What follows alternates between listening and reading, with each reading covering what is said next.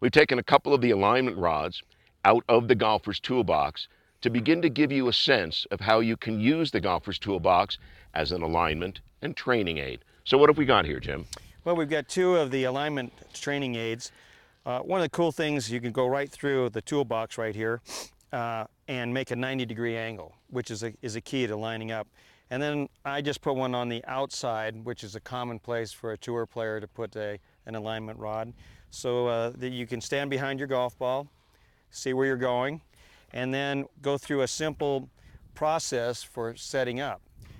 We've got it right here on the ground, so it gets pretty simple, and that would be coming in to set up to your golf ball with your feet very close together, putting your club behind the golf ball, and then almost no step with my driver, very small step, maybe to get it just inside my left heel right there, and then a big step with my right foot, which automatically puts my head behind the golf ball. So now I know I'm set up to hit a straight drive in this manner right there. Now, we've talked a lot of times about strategy from the tee, and I don't ever remember you saying anything to me other than you've got to pick a direction that your ball's going to curve into. And that's the way you're going to start to become a consistent ball striker from the tee.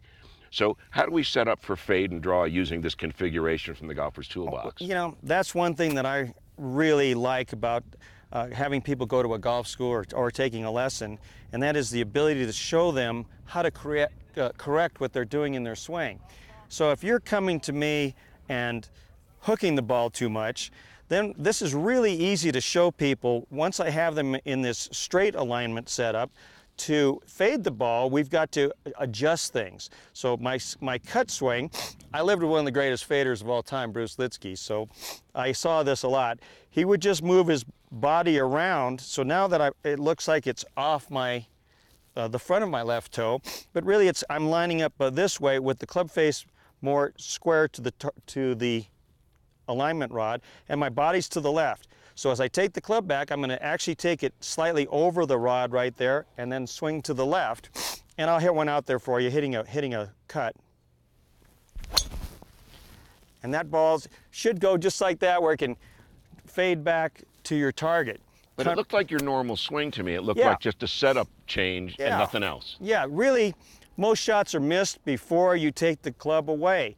And shots are done correctly by setting up differently. So to set up for that fade, it's much different than setting up for a hook. So now to hook the ball, it'd be just the opposite. Instead of my straight setup alignment, now I'm going to shift around this way. So from the camera view, it looked like the ball would be much further back, but really I've just reoriented myself. Now when I take the club away, it's going much more to the inside, but pretty square to my toe line. And I'm going to try and swing down my toe line. And that's going to get that ball to hook. So if you come to me fading the ball or slicing, like a lot of people do, this is an easy way to get them to close their body up, give them a great chance to hit from the inside and to actually hit the hook or a draw down the fairway. Show me how to use this configuration with an iron, if you would, please, and some of the advantages of the golfer's toolbox in doing so. Well, one of the real problems with a alignment aid is you got to keep moving it every time. Okay, now why do I want to do that? Well, because if I take a divot,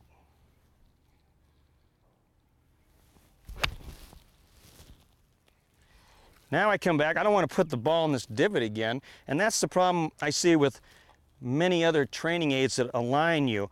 Well, all I have to do here is push the stick back. Now I've got another few inches here to hit a few more balls exactly from the same setup. So I take my steps again, I put that ball right in the center of my stance. Beautiful. And that is really a big part of this simple thing. You wouldn't think it's that big a deal, but the ability to keep moving this back, now I don't have to keep moving things all over the place. And you know, it's just a pain to do that, and it's so much more efficient when you can have that feature. So really, we've done a few things here today, very strong basic fundamentals. Setting up to the ball properly, squarely, with all of the angles pointing in the correct position. Then we talked about fading and drawing, again using the golfer's toolbox configuration and alignment rods. And then the beauty of hitting the iron where you don't have to change your play station, your hitting station. You simply slide one of the rods back. It's brilliant. Especially if you take one of these giant divots like I did right there. It's good you haven't asked me to hit a golf ball. You know, then It's real but bad. yeah, that really does help you, and you can stay in the same spot. You can get your swing going, and it's something you can do from week to week, month to month, year to year.